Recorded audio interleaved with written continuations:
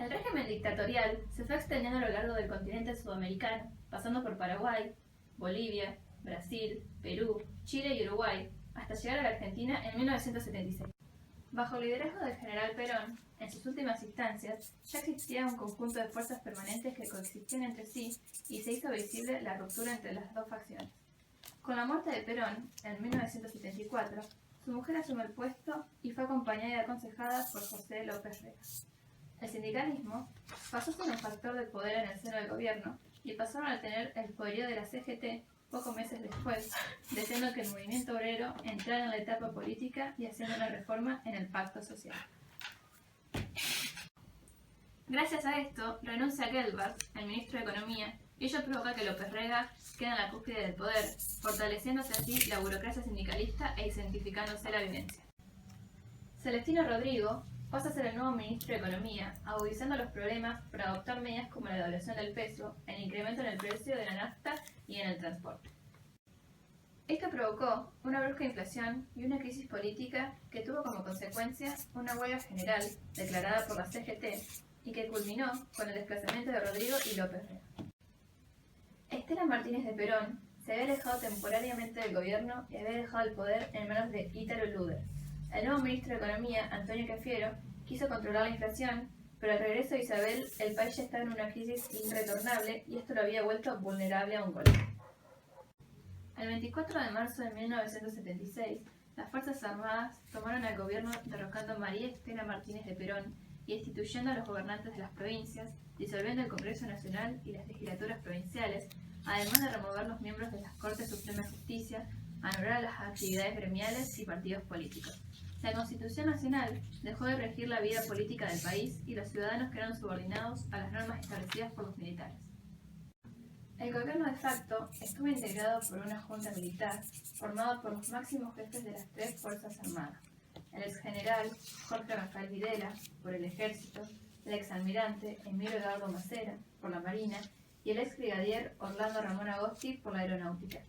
Esto fue apoyada por sectores con gran poder económico y conservadores, además de algunos medios de comunicación, los cuales consideraban que era necesaria una dictadura para organizar el país.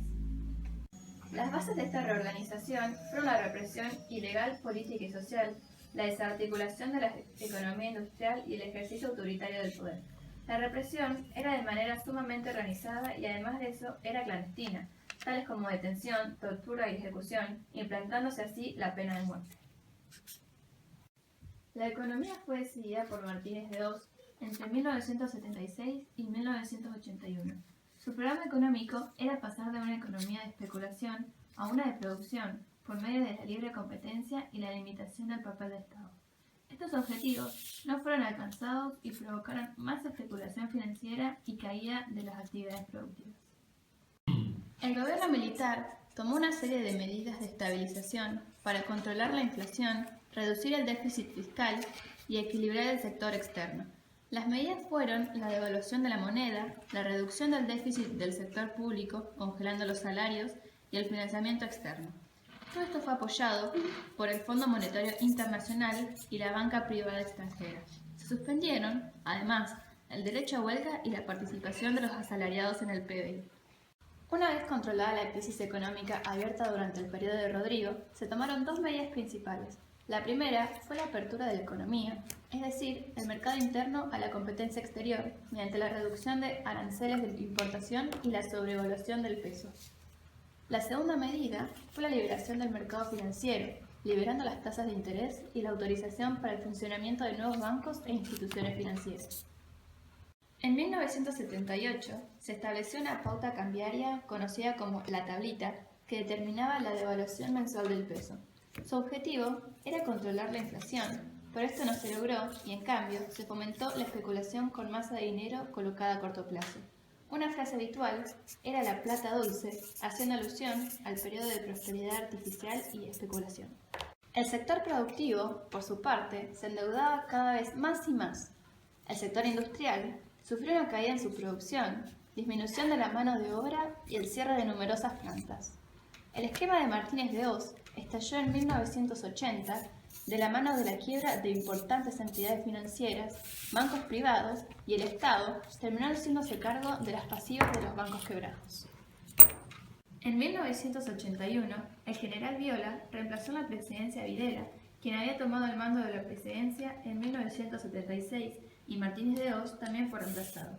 El descalabro económico llegó al extremo y se produjo una devaluación del peso del 400% y la inflación llegó al 100% anual. Durante el periodo de Martínez de Hoz, creció la inversión pública y muchas de las obras fueron realizadas por contratistas privados y algunas empresas del Estado. Se produjeron tareas de búsqueda y explotación petrolera, reparación de materiales y mantenimiento de vías ferroviarias, provisión de equipos telefónicos, recolección de residuos y el mantenimiento del alumbrado público. En 1978, el conflicto limítrofe con Chile por la zona del Canal Beagle estuvo a punto de desencadenar una guerra, pero esta fue impedida por la mediación del Papa Juan Pablo II. La Junta Militar impuso el terrorismo de Estado, que desarrolló un proyecto para destruir toda forma de participación popular. El régimen militar puso en marcha una represión sobre todas las fuerzas democráticas con la finalidad de darle a la población el terror de Estado y así imponer el orden. Por causa del terrorismo, estudiantes, sindicalistas e intelectuales fueron secuestrados, asesinados y desaparecidos en los campos de detención. Para los desaparecidos, la Amnistía Internacional se defendía diciendo: si no hay preso, cadáver ni víctima, nadie es acusado de nada. En el apropiamiento de chicos, los que eran robados o sacados desde su nacimiento los hacían pasar como hijos propios de la gente a la cual se los daban, siendo siempre estas familias de militares. La dictadura usó y abusó de la censura al punto de instaurar un régimen de terror en los medios de comunicación. La intervención militar, el secuestro, la requisa y la expropiación fueron instrumentos aceptados sin resistencia por la mayoría de los medios privados y algunos colaboraron en forma poco digna con la Junta de Comandantes. Se dictó la Ley de Radiodifusión 22.285, donde se privatizó la mayoría de las emisoras y se hizo hincapié en el carácter ético y apolítico. Viola, quien asumió en marzo del 81, se propuso modificar la orientación de la política económica y encontrar una salida política para el régimen militar. Este dividió el Ministerio de Economía en 5 partes, con el propósito de despersonalizar la economía, incorporando mayoría de civiles al gabinete, acercándose a los sectores propietarios e iniciando el diálogo con sindicalistas y políticos.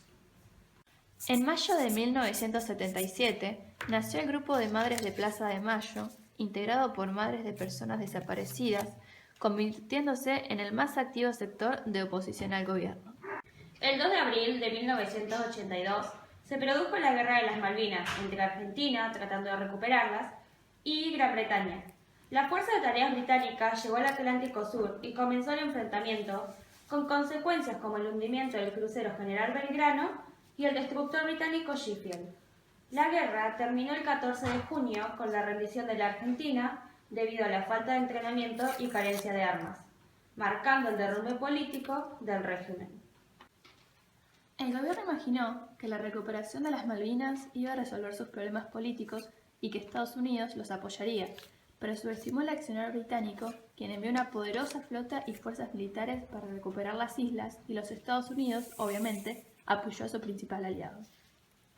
El gobierno militar controló estrictamente la difusión de noticias acerca de la evolución del conflicto, creando un clima triunfalista que no correspondía con el curso real de los acontecimientos.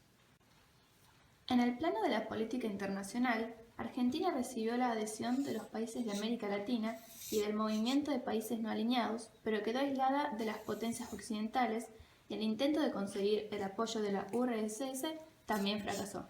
El 14 de junio de 1982, el mando militar argentino en Malvinas se rindió ante los jefes británicos y empezaba así el fin de la dictadura militar. Las relaciones entre Argentina y los Estados Unidos atravesaron 2 etapas. En la primera, el gobierno de Estados Unidos estaba en manos de James Carter, quien era del Partido Demócrata e hizo que los derechos humanos sea una de las prioridades en América Latina. Esto provocó conflictos con Argentina, ya que éste los violaba. Luego, cuando Reagan reemplaza a Carter, este busca aliados y se alinea con Galtieri, quien apoyaba la política exterior norteamericana y la intervención militar en América Central. Estados Unidos levantó las sanciones que habían sido impuestas por Carter y por esto Galtieri pensó que sería neutral frente al conflicto con Gran Bretaña. Una de las consecuencias principales fue la descomposición inmediata del gobierno militar. Galtieri renunció, la Marina y la Fuerza Aérea se retiraron de la Junta y el nuevo comandante en jefe del ejército designó un nuevo presidente, el general Reinaldo Vignone.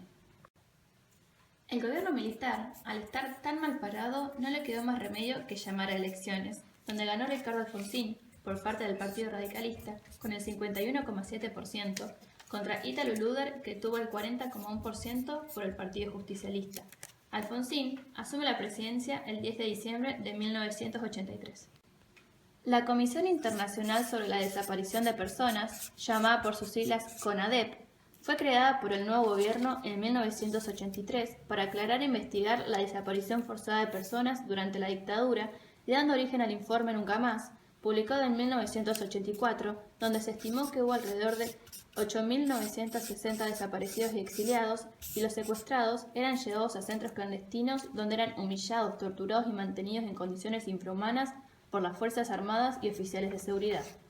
Los más capturados fueron obreros, con el 30,2%, estudiantes, con el 21%, empleados, con el 17,9%, seguido por profesionales, docentes, amas de casa, conscriptos de seguridad, periodistas, artistas y religiosos.